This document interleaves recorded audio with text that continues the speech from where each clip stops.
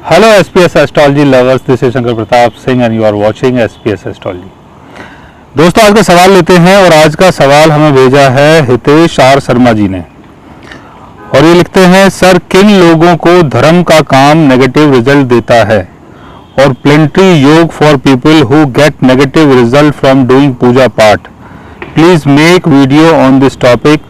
Some say 10th house Jupiter person or 7th house Saturn person should not do पूजा पाठ. Is it true?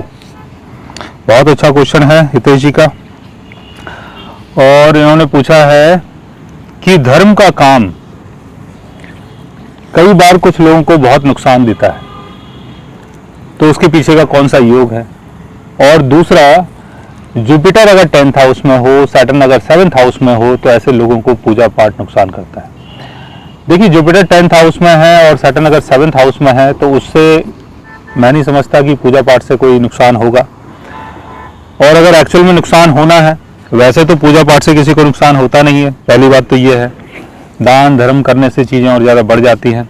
लेकिन कुछ लोगों के chart में ऐसा योग होता है कि वो जब पूजा पाठ करते हैं या धार्मिक एक्टिविटीज़ करते हैं, तो उसके बाद उनको नुकसान होता है। और उसके पीछे का जो योग है वो ये है कि अगर राहु की प्लेसमेंट 9th हाउस में हो, केतु की प्लेसमेंट 9th हाउस में हो, सैटर्न की प्लेसमेंट 9th हाउस में हो, क्योंकि ये तीनों प्लेनेट अगर 9th हाउस में होते हैं, तब इनिशियल लाइफ में आपको प्रॉब्लम हो सकती है, पूजा पाठ से प्रॉब्लम हो सकती है।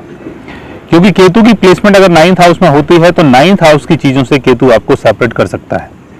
हो सकता है कि इनिशियल लाइफ में आप अच्छा काम करें, आप अच्छे विद्वान रहें, लोगों के बीच में आपकी ख्याति रहे, पहचान रहे, लेकिन बाद में हो सकता है वो चीज़ें आपसे सेपरेट हो जाएं या आप उन चीज़ों को खुद छोड़ दें।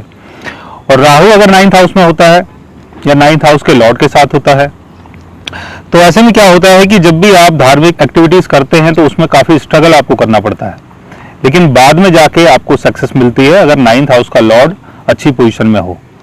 सैटर्न की प्लेसमेंट अगर 9th हाउस में होती है तो इनिशियल लाइफ में आपको स्ट्रगल करना पड़ता है, लेकिन उसके बाद जाके बेनिफिट होता है। और अगर सैटर्न अपने रेट्रोगेशन में हो, तो आपको कई बार मेहनत करने के बाद जब जाके उसका रिजल्ट आपको मिलता है और कई बार लॉस भी मिलता है। तो इसमें 9th हाउस के लॉर्ड की पोजीशन को देखें। 9th हाउस का लॉर्ड अगर वीक पोजीशन में है, कंबस्ट हो गया है, डेबिलिटेशन में है, राहु शनि केतु के साथ है या किसी मैलेफिक प्लेनेट के साथ बैठा हुआ है, लाइक जैसे 6th हाउस में है या 8th हाउस में या 12th हाउस में है, और राहु शनि केतु अगर उसको देख लेते हैं, या वो अपने कंबशन में है या रेट्रोगेशन में है या डेबिलिटेशन में है, और अगर कोई डेबिलिटेटेड प्लेनेट अगर 9th हाउस में बैठ जाता है या 9th हाउस के लॉर्ड के साथ कोई वक्री प्लेनेट बैठ जाता है, तब कई बार धार्मिक एक्टिविटीज से हमें कई बार लॉस होता है। और कई बार ऐसी भी चीज़ें देखी गई है कि बहुत बड़ा लॉस होता है। लेकिन मैं नहीं समझता हूं कि जुपिटर अगर 10th हाउस में है या सैटर्न 7th हाउस में है तो उससे धार्मिक एक्टिविटीज़ पे कोई फ़र्क पड़ता है, उसमें आप कर सकते हैं। लेकिन धर्म को अगर आपको समझना है तो अपने मून चार्ट में, चलित चार्ट में, लगन चार्ट में, तीनों चार्ट में 9th हाउस के लॉर्ड की प्लेसमेंट को आप देखें। 9th हाउस का लॉर्ड अगर अच्छी पोजिशन में है, बेनिफिक साइन में है, ऑन साइन में है, गेन हाउस में है, तो पूजा पाठ से आपको गेन मिल सकता है। यानी धार्मिक एक्टिविटीज़ मतलब खाली पूजा पाठ नहीं, धर्म से संबंधित कुछ भी कार्य अगर आप करते हैं तो आपको उसमें काफ़ी नाम, फेम, पैसा सब कुछ मिलता है। लेकिन कुछ लोगों को ये सारी चीज़ें नुकसानदायक होती हैं, यानी जब वो ऐसा काम करते हैं तो उनको नुकसान होता है। तो बहुत अच्छा क्वेश्चन था हितेश जी का, और हम उम्मीद करते हैं कि आगे भी आप अपने ऐसे क्वेश्चन भेजते रहेंगे ताकि हम उसके ऊपर अच्छी अच्छी वीडियोज़ बनाते रहें। सो गाइस, आज मैंने आपको बताया एक ऐसे योग के बारे में, जब आप ऐसे योग के कारण किसी धार्मिक एक्टिविटीज़ में आते हैं तो आपको कई बार बहुत बड़ा नुकसान होता है। अगर आप भी जानना चाहते हैं अपने प्लेनेटरी योग के बारे में या 9th हाउस के बारे में, तो उसके लिए आप हमारे चैनल को सब्सक्राइब कर सकते हैं।